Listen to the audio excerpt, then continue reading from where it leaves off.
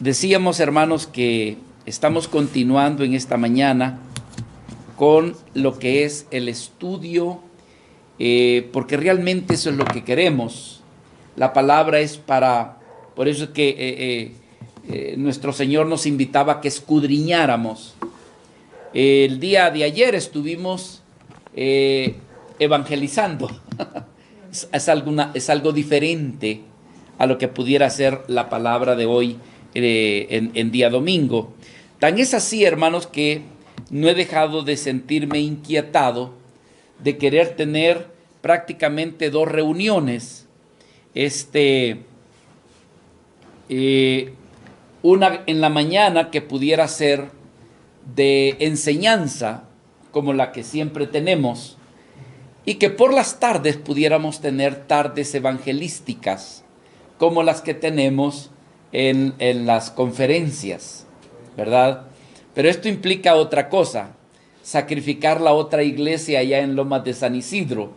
Tendríamos que pedirle a nuestro Padre Celestial, pues que provea, ¿verdad?, de algún siervo del Señor para que pueda atender la obra en aquel lugar y así pues tener en nuestro medio tiempo por la mañana de enseñanza, que es lo que pretendemos con la bondad del Señor, y por las tardes tiempo de evangelismo, que es la palabra, es la misma palabra del Señor, pero que va más orientado a la necesidad del alma, que muchas veces nuestro Señor vino para eso. Dice que Él vino para libertar a los que están cautivos, vino para consolar también, dice, a los afligidos, pero también la palabra, como es completa y es íntegra, la vemos que también ha sido diseñada para enseñar a nuestros corazones. Recordemos cómo la primera iglesia del primer siglo, hermanos, era una iglesia que dice que crecía, pero que crecía en la doctrina y en la enseñanza de los apóstoles. Entonces vemos algo diferente. Lo que estamos haciendo en la mañana, pretendemos humildemente, por supuesto, ¿verdad?, tratar de enseñar estas verdades que nos llevan a ser fundamentados.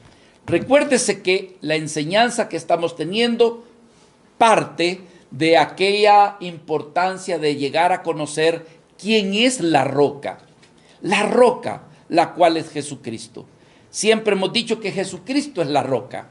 Yo estaba hablando con un pastor esta semana y él me preguntaba: hermano, ¿y tú qué has estado enseñando? Y yo le digo, pues te va a parecer sencillo, pero he estado hablando de Jesús como nuestra roca. Ah, mira qué bueno, y comenzamos a hablar. Pero cuando yo le planteé a él, qué es lo que estamos haciendo, el pastor me dijo: mira, ¿me podrías tú enviar las notas? Porque realmente, me dice, estoy considerando que no he visto yo desde esa perspectiva lo que es la roca de Cristo. ¿Por qué? Porque todos decimos Jesucristo la roca, pero ¿qué contiene esa roca? Hoy, por ejemplo, hermano, vamos a ver una parte de esa roca que tiene que ver con la humanidad de nuestro Señor Jesucristo. Le hemos titulado a la enseñanza de esta mañana: el valor de la humanidad de Cristo.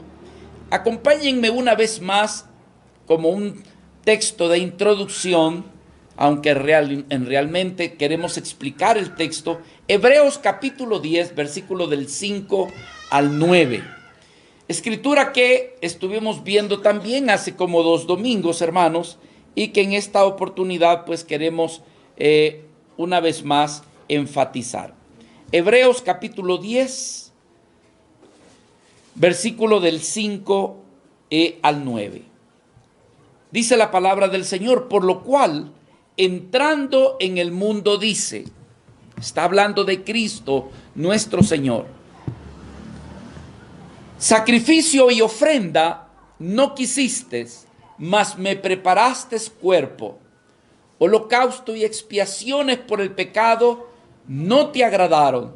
Entonces dije: he aquí que vengo, Dios, para hacer tu voluntad, como en el rollo del libro está escrito de mí, diciendo primero, sacrificio y ofrenda y holocaustos y expiaciones por el pecado no quisiste, ni te agradaron, las cuales cosas se ofrecen según la ley. Y diciendo luego, he aquí que vengo, oh Dios, para hacer tu voluntad. Quítalo primero para establecer esto último. Vamos a pedir que Dios nos bendiga, mis amados hermanos, y que podamos ser edificados a través de su enseñanza en esta mañana. Mi Dios, queremos esta hora darte las gracias por abrirnos las puertas de los cielos para traerte ofrendas de amor, de adoración y de alabanza. Solo tú eres digno, mi Dios. Solo tú eres digno de que te adoremos, te exaltemos. Ayúdanos a tener más capacidad, más gracia para poderte dar la alabanza digna de tu santo nombre. Hoy por hoy, Señor, estamos delante de tu bendita palabra. Señor, danos un corazón sencillo, humilde, pero que también sea receptivo a lo que tú nos quieres enseñar en esta hora. Edifica nuestros corazones viendo la vida de nuestro Señor Jesucristo. En el nombre de Jesús te lo pedimos. Amén y amén. Una de las cosas que yo quisiera que usted y yo pudiéramos identificar, que es esta es la necesidad de por qué Dios se hizo carne, por qué Dios se humanó. Este es un tema que ocupa mucho a los teólogos, ¿verdad? Porque quieren ellos tener con mucha claridad el reconocimiento de la naturaleza de nuestro Señor Jesucristo. Créame que esto lo estamos nosotros aquí hablándolo sencillamente, pero esto les ocupa a ellos mucha meditación, sobre todo en el área de la filosofía. Y es identificar la deidad de Cristo con la naturaleza humana pero divina de Cristo. Porque alguien diría, es humano, pero esa parte humana no es divina. No, es que también la parte humana es divina de Cristo, ¿verdad? Su deidad, pero también su naturaleza humana es divina. Dentro de esa naturaleza humana hay una parte extensiva que es con la que realmente tiene contacto con el mundo. Esa parte humana es donde Cristo siente como nosotros, ¿verdad? Tiene necesidades como nosotros.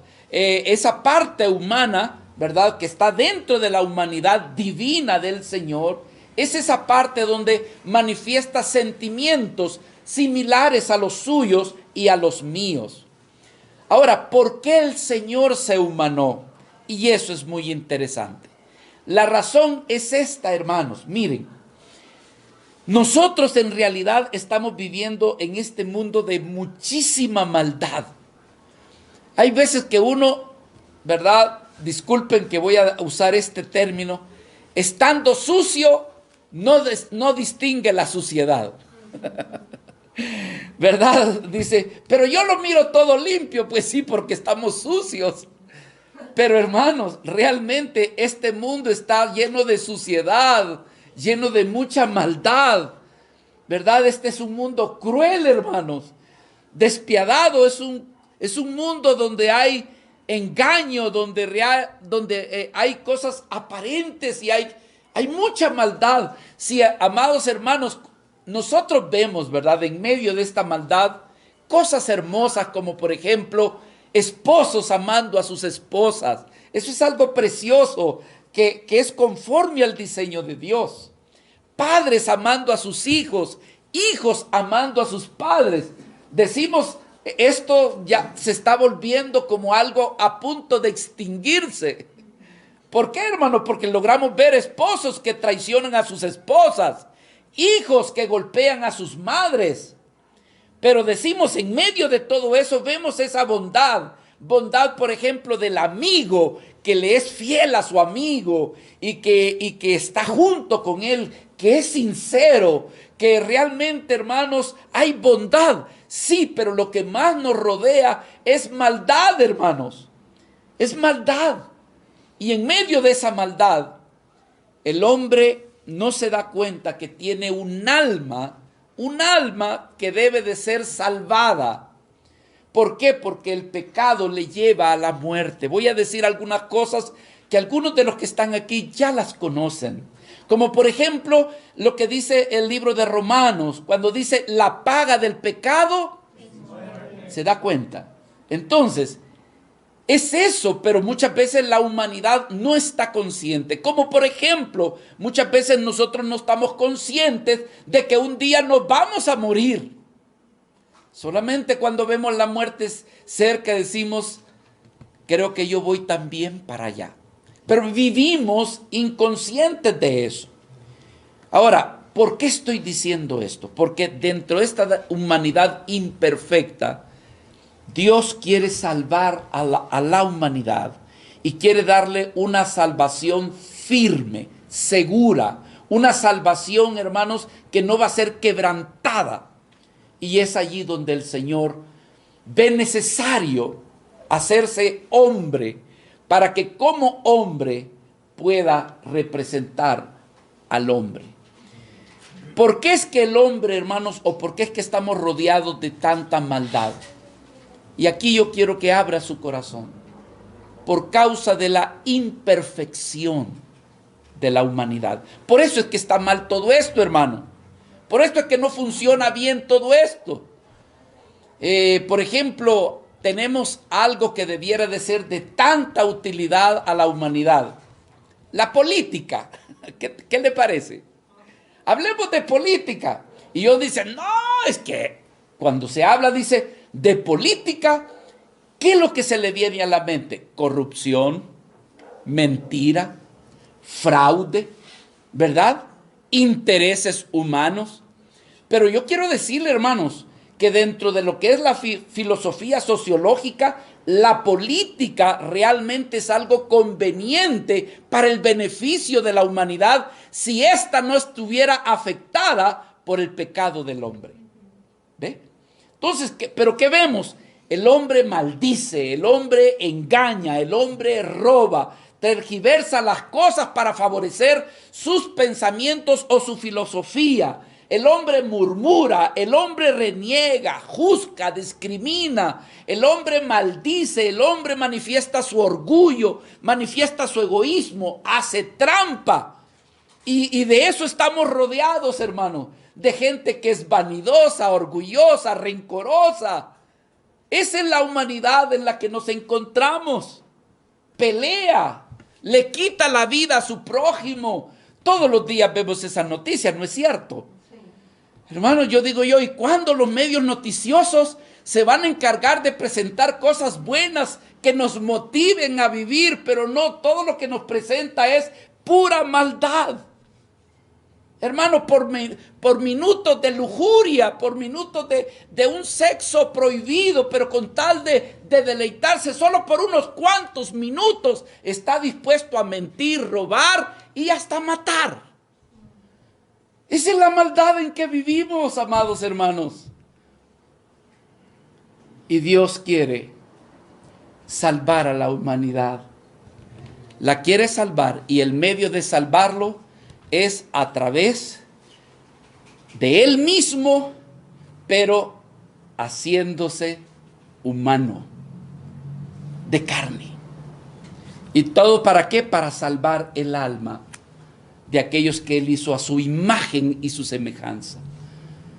Dice Mateo capítulo 12, versículo 26, ¿qué le aprovechará al hombre ganar todo, tener todo, pero perder su alma? ¿De qué le servirá? Vean lo que dice Mateo 16, 26. Porque ¿qué aprovechará al hombre si ganara todo el mundo, pero qué, hermano? Perdiera su alma. De eso es lo que muchas veces no estamos conscientes. Amados hermanos, un problema que suscita dentro de la podríamos decir dentro de la iglesia o de algunas personas, es que piensa que el acercarse a Cristo es para arreglar su matrimonio, que el acercarse a Cristo es para progresar, es para que realmente su vida se sienta mejor, y le dan más valor a cosas, hermanos, que son pasajeras. Por ejemplo, tener riquezas, eso es pasajero, hermanos. Tener buena salud, discúlpeme, todos nos vamos a morir. La salud, pues es algo pasajero, pero alguien se acerca a Dios, dice, quiero mejorar mi matrimonio, que mis hijos cambien, que realmente, hermanos, Dios me saque de los problemas, pero hay algo más importante que todo eso, y es la salvación de nuestra alma, porque estamos hablando de la eternidad, de lo eterno, y de eso muchas veces no estamos conscientes, pero Dios sí está consciente, y por eso es que Él viene a rescatar nuestras vidas. ¿Qué provecho tendrá? Ahora, hermanos, si usted está consciente de su alma, yo le hago una pregunta: ¿qué estaría usted dispuesto a dar por la salvación de su alma eterna? El pecado nos destruye, el pecado nos condena, pero ¿qué puede usted ofrendar? ¿Qué puede usted dar por su rebelión? Por eso que lo lleva al infierno, a la condenación. ¿Qué puede ofrendar? Algunas veces, hermanos, hay personas que lo que quieren ofrendar, decir, bueno, es que yo no lo sabía. Y lo que presentan como argumento es su ignorancia. Decir, bueno, sálvame, Señor, pero tú debes de tener en cuenta que yo no sabía que así era la cosa. Y el Señor dice, ¿sabes qué? No importa que tú no lo sabías, pero tu casa se te va a venir abajo. Es que yo no sabía que había que ponerle hierro a las paredes. Yo no sabía que... Sí, pero de todas maneras la casa se viene abajo. No sé si me están comprendiendo. Estoy tratando de relacionarlo con el todo de lo que estamos viendo. Alguien puede ignorar cómo se construye, pero eso no justifica que la casa se cae. Otro pudiera decir, no, mira, Señor, la verdad, y presenta su justicia propia ante Dios. Pero tu propia justicia de decir, mira, Señor, razonemos, ya el infierno está allá abajo y tú estás con Dios. Y tú vas a poner a razonarte con Dios. Mira, Señor, razonemos bien esta cosa. Si me vas a enviar allá, mira, ¿por qué no razonamos? Y entonces buscamos la justicia. ¿Yo qué culpa tengo de ser así, Señor? Así nací. Es más, mi papá y mi mamá son así. ¿Y yo qué, pues? Y tú te puedes poner a alegar con Dios, a tratar de justificar tu error, tu pecado, pero el Señor dice, no. El alma que pecare, esa morirá. Ezequiel 18:20. Tú has pecado. Entonces, ¿qué argumento, qué puedo ofrecer yo? Alguien dice, bueno, espérate, Señor, tapa el horno, Señor, tápalo, platiquemos. ¿Por qué no contabilizamos y nos vemos las buenas obras que yo hice? ¿Qué te parece? Y vemos si tengo más malas o buenas. Porque yo también no fui tan malo. Y entonces comenzamos a argumentar. De decir, bueno, mira, yo no soy malo. Desde pequeñito fui a los Boy Scouts y allí me enseñaron de que yo debería de hacer 7 buenas obras o 2 buenas obras diarias. Así me enseñaron allí en los Scouts. O yo estuve en el seminario, Señor. Yo era de las vidas que ayunaba. Y el Señor nos va a decir, todas las cosas buenas que tú hiciste no alcanzan para pagar tu salvación. El libro de Efesios está bien claro cuando dice en el capítulo 2 y versículo 9, no es por obras para que, ¿qué dice? Nadie se gloríe. Entonces la pregunta es, ¿cómo puedo alcanzar la salvación de nuestro Dios? ¿Cómo puede el hombre obtener esa gracia para realmente tener esa seguridad de su salvación? El hombre es culpable, hermanos. Por lo tanto, él debe de dar cuentas por sus obras. Él debe de presentarse y dándose cuenta que es culpable de su pecado y entonces enfrentar el juicio del castigo y de la condenación. ¿Cuál es su única esperanza? Su única esperanza, hermanos, es que el hombre se vea totalmente sin pecado, sin ni uno. Porque dice la Escritura que sin santidad nadie verá al Señor. Y que ante el cielo dice que ni un solo pecado puede llegar a ese lugar. Entonces, ¿cuál sería la solución? Número uno, que tú no tuvieras ni un solo pecado. O lo otro es que alguien pudiera pagar la incapacidad tuya de no pagar tu pecado. Hubo un caso, hermanos, ¿verdad? De fraude y de una situación en una empresa.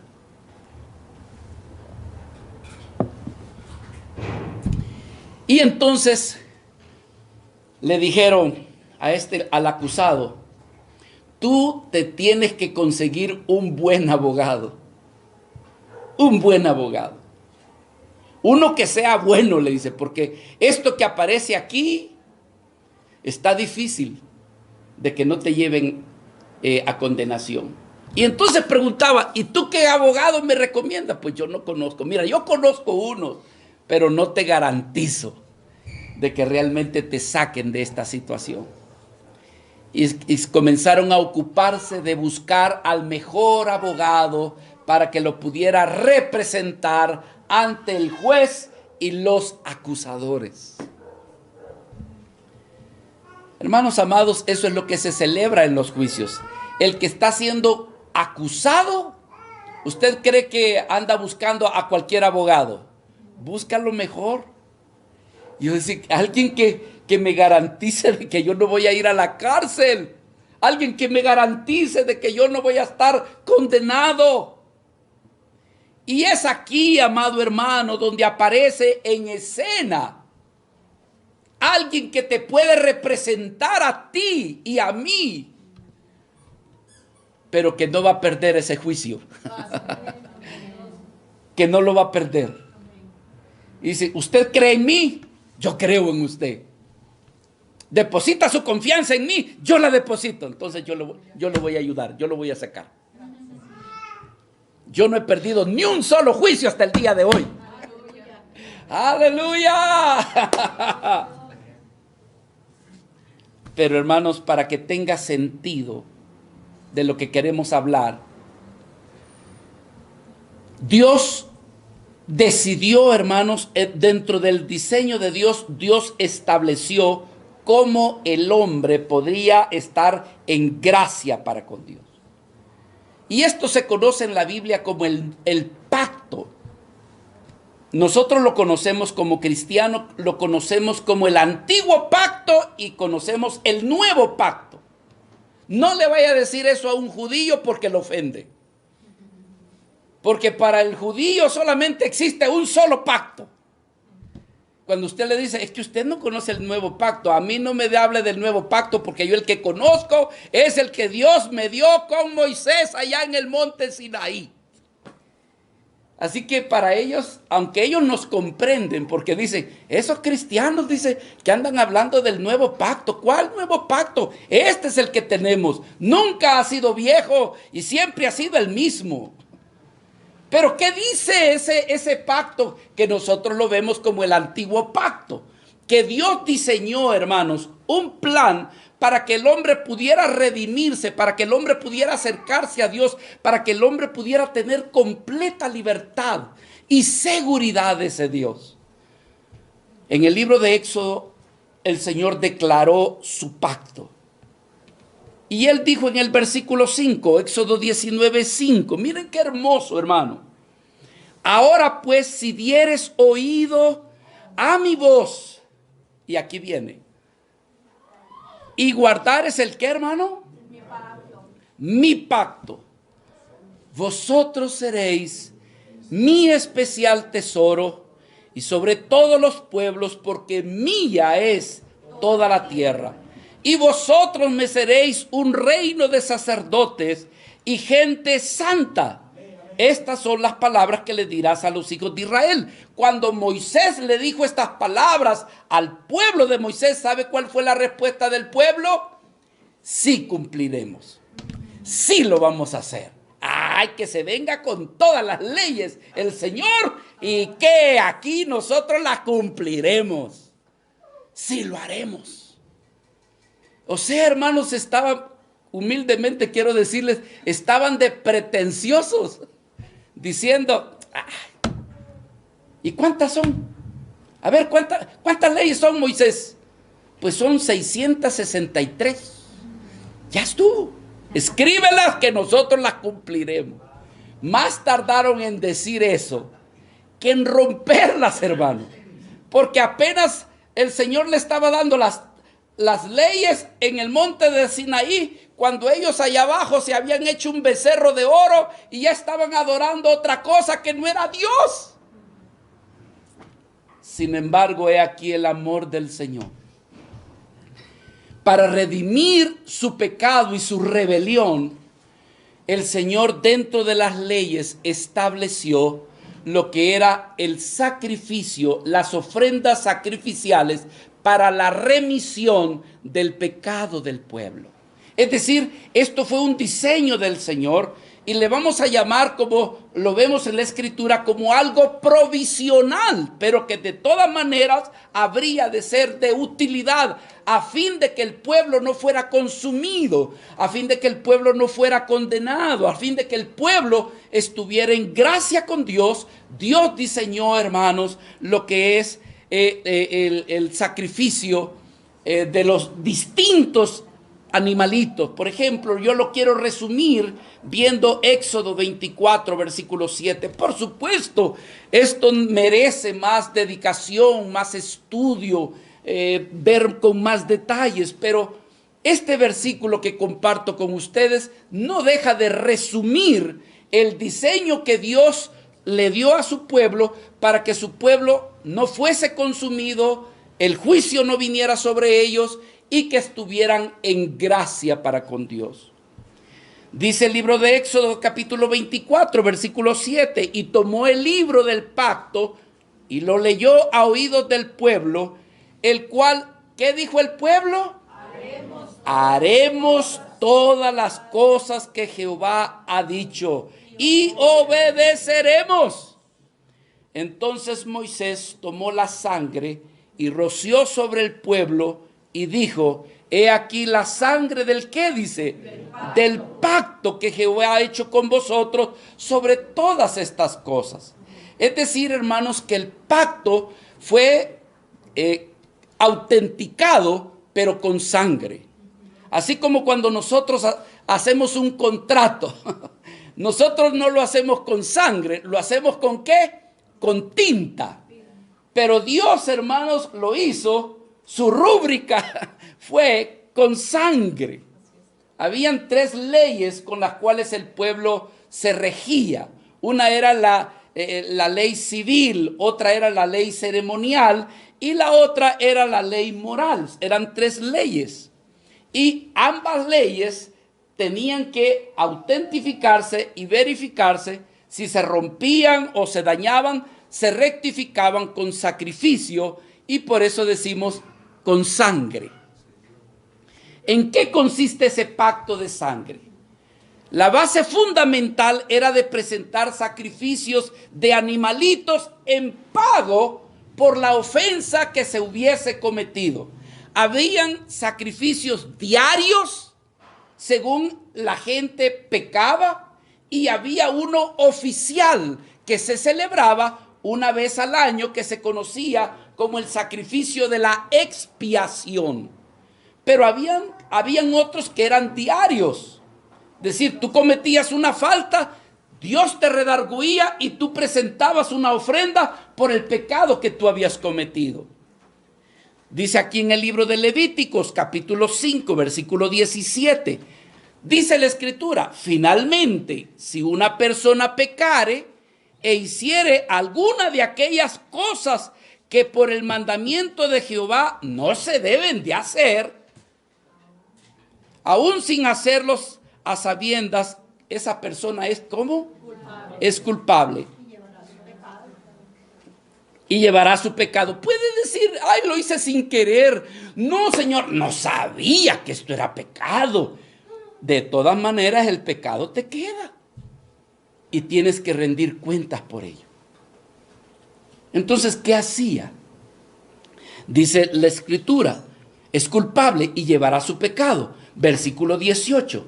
Traerá pues al sacerdote, y aquí viene, para expiación según tú lo estimes, un carnero sin defecto de los rebaños, y el sacerdote le hará expiación por la equivocación o por el pecado que cometió, ya sea por ignorancia o lo que sea, y esa persona va a ser ¿cómo? Perdonada. Es una infracción, ciertamente delinquió ¿contra quién? Contra Jehová. Fue sin querer, pero pecó contra el Señor. Pero hay una manera: a través del sacrificio. Mis amados hermanos, no se desligue de lo que estamos hablando. Jesucristo, la roca de Dios. ¿Qué tiene que ver esto con los sacrificios? Muchísimo. Acuérdese que la roca es para que usted se sienta seguro, firme y estable. La roca es para darle equilibrio a su vida. La roca, hermanos, es para que usted experimente que haya seguridad en lo que usted se está edificando o fundamentando. Y esto, hermanos, la humanidad de Cristo tiene mucho que ver con que su vida sea una vida firme y estable. Cristo, la roca, la parte humana de Cristo. Ahora, este pacto de los sacrificios tenía 6 defectos, a pesar de que Dios lo había diseñado. Uno de ellos es que estos sacrificios, hermanos, solamente anunciaban el verdadero sacrificio venidero. Así lo dice el libro de Hebreos.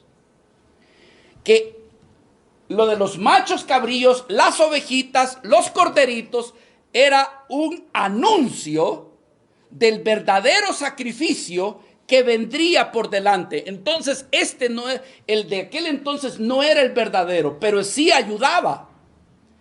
Segundo defecto, estos sacrificios tenían que repetirse continuamente.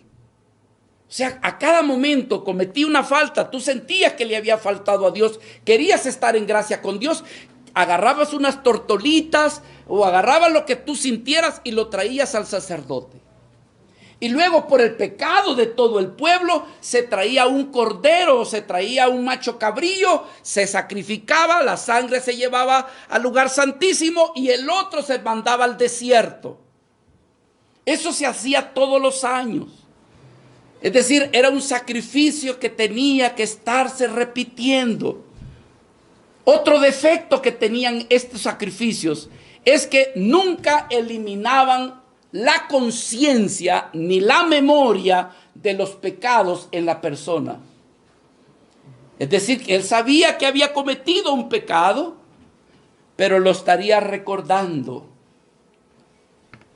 Y eso era parte de lo que diríamos como un defecto de estos sacrificios que fueron establecidos.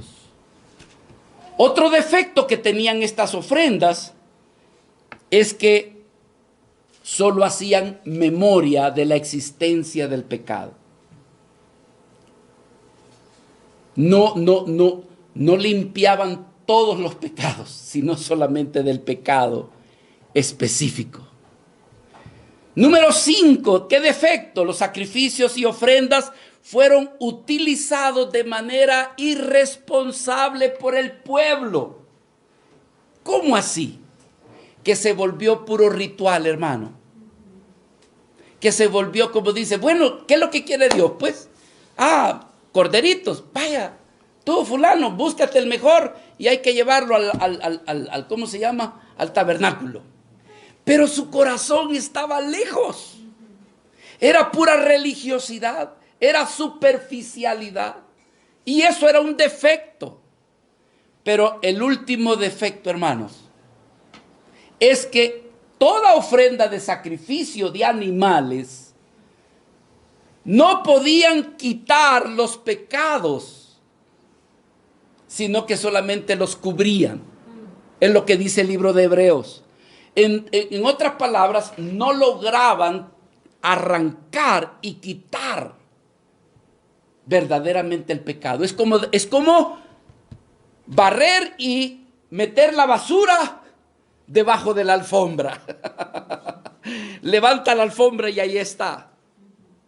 Ahora, ¿por qué razón no lograba? Escuche, aquí viene, hermano. ¿Por qué razón es que la sangre de esos corderos, del macho cabrillo o de todas esas cosas no lograban quitarlo? La intención era estar en gracia para con Dios. La idea era no caer bajo condenación y que el pecado no te llevara a esa condenación eterna. Pregunta: ¿por qué es que no era completo ni agradable a Dios esos sacrificios? Hay varias razones, hermanos. Número 1, esos animalitos tenían una naturaleza diferente a la de nosotros los hombres. No sé si capta, hermanos. Sí, amén. ¿O se parece usted a cordero, oveja, a chango? ¿Verdad que no? ¿Por qué? Porque somos de naturaleza diferente. Entonces ese corderito, aunque estaba limpito, se veía perfecto, pero no lograba identificarse al 100% con nosotros. ¿Por qué? Porque él tiene una naturaleza diferente. Por otro lado, hermano, los animalitos no eligieron pecar. ¿Quiénes elegimos pecar? Tú y yo. Pero los animalitos, ¿qué pecado cometieron, hermano? Ninguno. Entonces no nos podrían representar.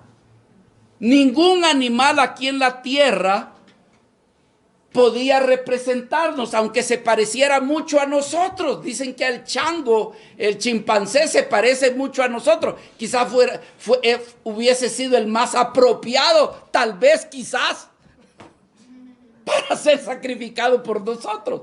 Pero lo que yo estoy tratando de decir, y quizás lo estoy haciendo torpemente, es que, hermano, los animales no nos pueden representar. ¿A quién dejaría usted de representante en su casa?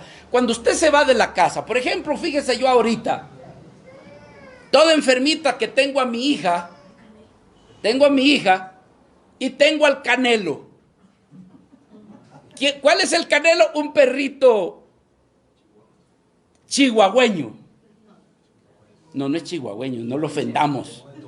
Es Doberman. Miniatura. Se va a ofender el Canelo. Pero mi hija, que está toda enfermita, todavía está en recuperación.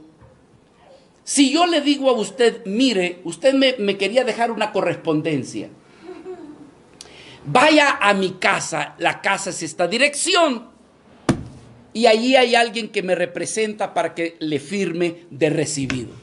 ¿Quién es la persona más adecuada para recibir lo que va a recibir? Mi hija. ¿Está comprendiendo? Ella me representa en todos los sentidos. Entonces, hermanos, ¿por qué Dios se hizo hombre? ¿Por qué Cristo se humanó? Para ser un verdadero representante de tu vida y de la mía. porque los animalitos no me pueden representar. Pero Cristo dice, yo te represento. Aleluya, nos acompaña, hermanos. Ya no me siento solo. Y eso me da seguridad. Que tiemble esta casa. El fundamento me acompaña. La roca me acompaña. La roca está conmigo. Y el Señor dice, hasta el día de hoy, yo no he perdido ni un caso. Entonces, amado, Dios hizo lo que se llama, lo que nosotros los cristianos conocemos como el nuevo pacto. El nuevo pacto. Y ahora tiene sentido el versículo que comenzamos a leer. Hebreos capítulo 10. Regresemos, por favor. Hebreos capítulo 10, versículo 5. Por lo cual dice, entrando en el mundo, Dios, el Eterno. Por lo cual entrando en el mundo, dice, sacrificio y ofrenda no quisiste más. Ese es el antiguo pacto. Pero dice la Escritura, mas me preparaste cuerpo. Holocaustos y expiaciones por el pecado no te agradaron. Entonces dije, he aquí que vengo, Dios, para hacer tu voluntad, como en el rollo del libro está escrito de mí, diciendo primero, sacrificio y ofrenda y holocausto y expiaciones por el pecado, ya no quisiste, Señor, ni te agradaron, las cuales cosas se ofrecen, ¿cómo dice? Según la ley. Diciendo luego, y aquí viene lo del nuevo pacto, diciendo luego, he aquí que vengo, Dios, para hacer tu voluntad. Quítalo primero para establecer esto último. Pero ¿cuál es ese último? Que tú me preparaste cuerpo, Señor. Aleluya. Nací del vientre de una mujer. Crecí como crecen los niños. Lo único que nació sin pecado, hermano, porque fue engendrado por el Espíritu Santo de Dios. Pero esa criatura trae carne. Esa criatura trae sangre sin pecado. Humano como tú y yo. Nació como un niño. Creció de manera natural en gracia para con Dios y en gracia para con los hombres. Creció en sabiduría. Pero también, hermanos, humanamente nos estaba representando, porque él dice que había momentos que tenía hambre, como tú y yo tenemos hambre. Sentía dolor si se golpeaba, como tú y yo. Tenía sentimientos, lloraba, se alegraba y se enojaba. Entonces alguien podría decir, oye, ¿tú te pareces a nosotros los humanos? Es que yo soy humano. Es más, hermano, Jesucristo se confundía entre la gente. Cualquiera diría, pasaba a la par de él y no notaban nada raro. Porque era tan humano como tú y yo, hermanos. Era un ciudadano. Era un hombre social. Quizás pasaría a la par tuya y tú lo tomarías como otro. ¿Por qué? Porque se metió entre la gente. Era humano. Sin embargo, sin pecado. Algo más. No podía pecar. Aleluya. Mi Cristo no podía pecar, hermanos.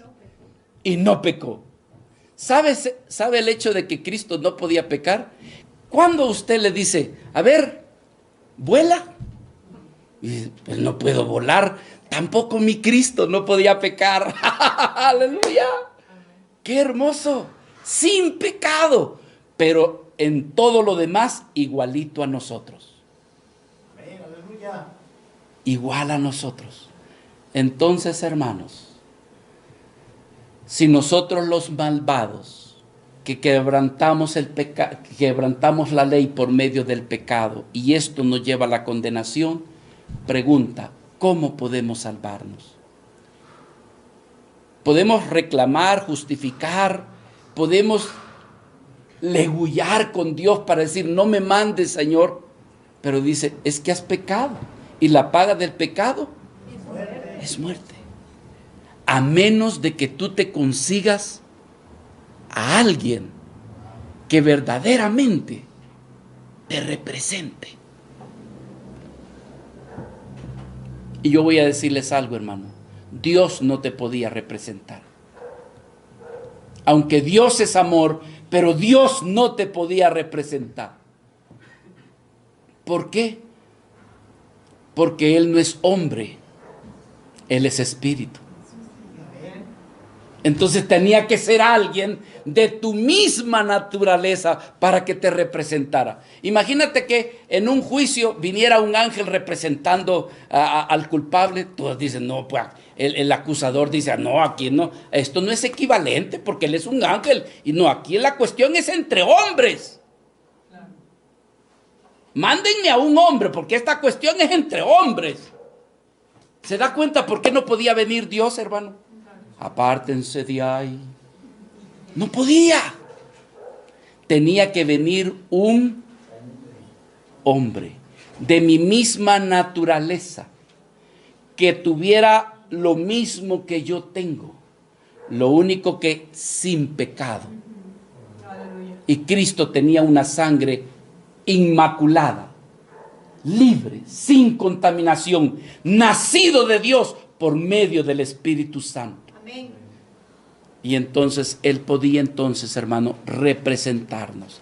Primera de Juan, capítulo 3, versículo 5.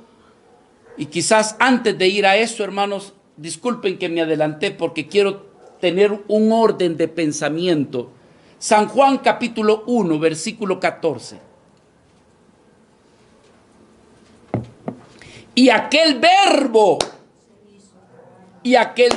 se hizo, hay otras versiones que dice se hizo hombre. Y aquel verbo fue hecho carne y habitó entre nosotros. Y vimos su gloria como gloria del unigénito. Hoy sí, hermanos, primera de Juan, capítulo 3, versículo 5. Y sabéis que Él apareció con un propósito.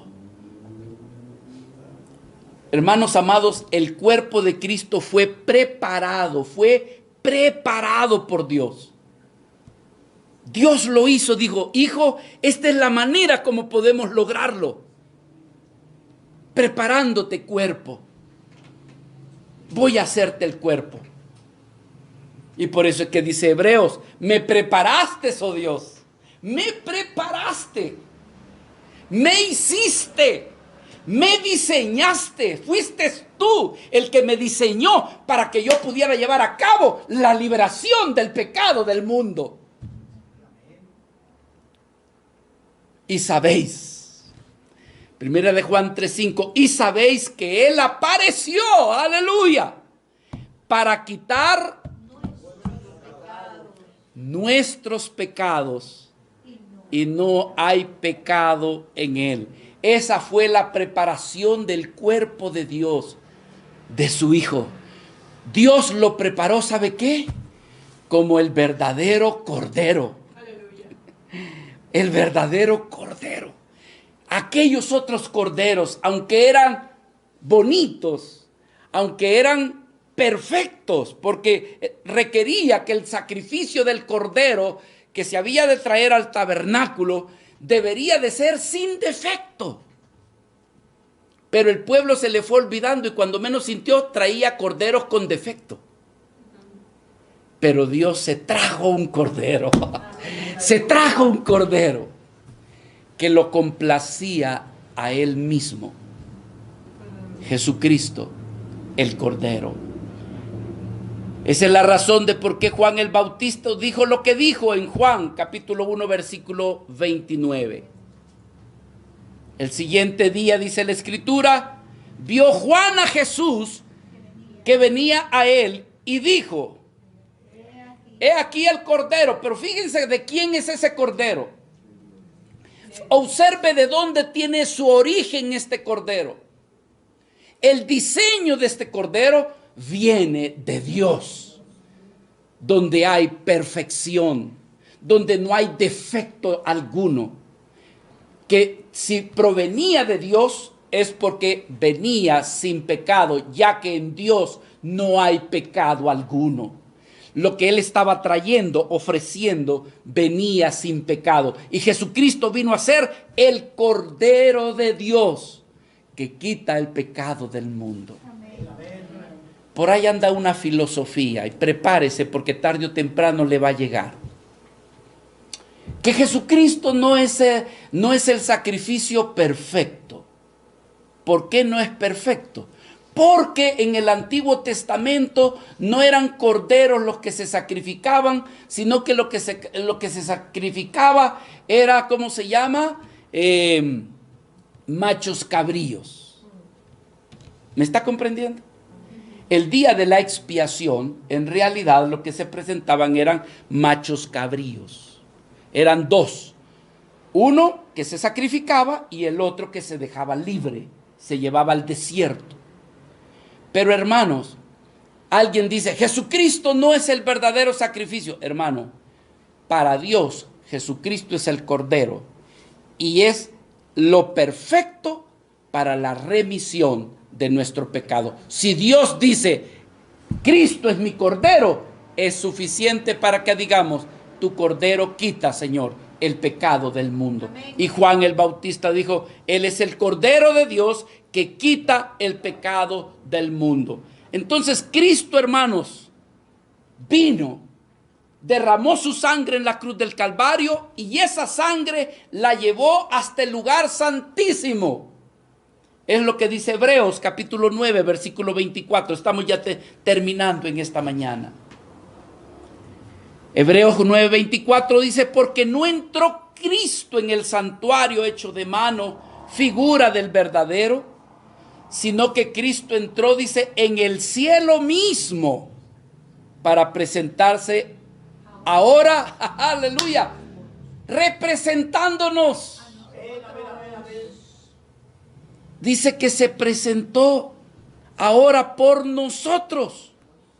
Tú no podías presentarte, pero Él lo hizo ante Dios. Y no para ofrecer muchas veces, como entra el sumo sacerdote del antiguo pacto en el lugar santísimo cada año y con sangre ¿de qué tipo? Ajena. Con sangre ajena, no. Versículo 26. De otra manera le hubiera sido necesario padecer muchas veces desde el principio del mundo, pero ahora en la consumación de los siglos, amén, hermanos, se presentó una vez y para siempre por el sacrificio de sí mismo para quitar de en medio tu pecado y mi pecado y el pecado del mundo. Con mucho respeto, cariño a la Iglesia Católica Romana, no tenemos por qué estar celebrando todos los días las misas, porque Cristo ya fue sacrificado una sola vez y para siempre. Es el sacrificio perfecto. Hermanos, ¿qué es una misa? Es la celebración del sacrificio diario, como se hacía en el Antiguo Testamento. Pero aquí el escritor está diciendo, ya no tenemos necesidad de hacerlo todos los días como en el Antiguo Testamento se hacía.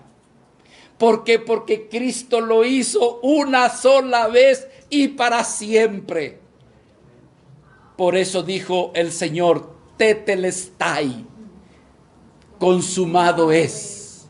La cuenta ha sido pagada. Y el juez del cielo dice, está libre de toda culpa. ¿Por qué Cristo, siendo la roca, cumple esa función? Porque, hermano, una casa edificada debe de ser una casa que si es edificada en la roca, debe de permanecer para siempre. ¿Comprende eso? Debe de soportar. Y lo que Cristo hizo, su sacrificio es tan perfecto que es para siempre. Es para siempre. Cuando el cristiano ve a Cristo y logra ver lo que Cristo ha hecho por él, entonces el cristiano comienza a experimentar confianza y seguridad, porque hay alguien que lo representa delante de Dios todos los días y que intercede por él todos los días y que por la gracia de Cristo está en gracia para con Dios. Paz para con vosotros, aquellos, dice, que están en Cristo Jesús nuestro Señor. Vea lo que dice el libro de Romanos y así terminamos en esta hora. Capítulo 5 del libro de Romanos. ¿Qué beneficio tiene la humanidad, hermanos? De los que han creído en Cristo. ¿Qué valor tiene la humanidad de Cristo para el creyente? Que Cristo ha presentado un sacrificio perfecto. No tiene que hacerlo varias veces. ¿Por qué nos beneficia la humanidad de Cristo? Porque Cristo puede representarnos, hermano. Nos puede representar delante de Dios, ya que Él se humanó, se hizo igual a nosotros. Ahora Él puede representarnos. Pero algo más. Esto hace que Cristo nos acerque a Dios. Pablo dijo lo siguiente, versículo 1, Romanos capítulo 5, versículo 1. Justificados pues por la fe, tenemos el qué, hermano? Tenemos paz para con Dios por medio de nuestro Señor Jesucristo, y por quien también tenemos entrada por la fe a esta gracia en la cual estamos, ¿cómo? Firmes. ¿Cómo estamos por medio de esa fe? Firmes. Firmes. ¿Qué es lo que desea una casa, hermanos, para que no caiga? Firmes. Que pueda estar firme. Y la firmeza no viene de nosotros, la firmeza viene de nuestro Señor Jesucristo. Él es la roca que nos hace estar firmes. Pongámonos de pie, amados hermanos. Por eso es que debemos de dar gracias a Dios, porque Dios nuestro Padre nos dio su Cordero, con el cual podemos, hermanos, estar seguros que toda deuda está pagada y que nuestra vida puede continuar estable. Aquel que vive bajo condenación, aquella vida que vive bajo la culpabilidad, no es una vida que experimenta seguridad, hermano. Se siente inseguro. No sabe si va a contar con la bendición de Dios. No sabe si va a tener a Dios de su lado. Pero cuando hay paz entre Dios, por medio de lo que Cristo hizo, hermanos, como dijo el apóstol Pablo, si Dios con nosotros, ¿quién contra nosotros? Te da seguridad, te da firmeza. Así que si en esta hora, mis amados hermanos, tanto los que estamos aquí presentes o los que nos miran de manera virtual, tú sientes que tu vida, pues que es una vida que quizás no han dado en rectitud, han dado, ¿verdad?, de manera inestable por causa de tu carácter, de tu manera de ser. Dios te presenta a su Hijo Jesucristo para que al conocer a Cristo y lo que Él ha hecho, esa humanidad de Cristo que hizo en la cruz del Calvario pagar por tu pecado, es lo que va a traerte a ti confianza y seguridad. Si sientes que el pecado te acusa, te agobia, si sientes que realmente tu vida ha caminado pero no en rectitud, es tiempo que te acerques a Dios, que le pidas perdón por tus pecados. En otras palabras, que te arrepientas y que reconozcas que Cristo es tu Salvador, que Él ha venido para derramar su sangre, que Él ha venido para representarte delante de Dios y pagar la deuda que tú y yo no podemos pagar. No la podemos pagar con nuestra justicia propia, justificando nuestros errores. No la podemos pagar si yo me portara o si tú te portaras lo suficientemente bueno, porque aún seguimos con la deuda de pecado. Solamente Cristo pudo hacerlo, porque Él es el Cordero de Dios, perfecto, que quita el pecado del mundo. Amén. La manera que podemos terminar, Padre, es dándote gracias. Gracias por tu Hijo Jesucristo. Reconocemos nuestra incapacidad. Reconocemos nuestra imperfección. Señor, que nosotros, por más que queramos cumplir la ley, los mandamientos, por más que nosotros meditemos y pensemos que somos tan buenos que no merecemos ninguna condenación, al hacerlo nos engañamos. Al hacerlo nos engañamos. Porque, Señor amado, ¿quién podrá estar de pie delante de ti? ¿Quién podrá estar delante de ti, Señor, si no solamente aquel que ha sido justificado, aquel que ha sido redimido por la sangre del Cordero, ese Cordero que es tu Hijo? Tu palabra nos enseña que si hemos cometido algún pecado, alguna falta, que nos humillemos delante de ti, Señor, y te podamos decir: Señor, perdona. Y que la sangre de tu Hijo nos limpie y nos lave y nos redima de toda falta y de todo pecado. Señor, ¿con qué se limpiará tu pueblo? ¿Con qué se limpiará el pecador de su pecado? Solamente con la sangre del Cordero de Dios. Aleluya.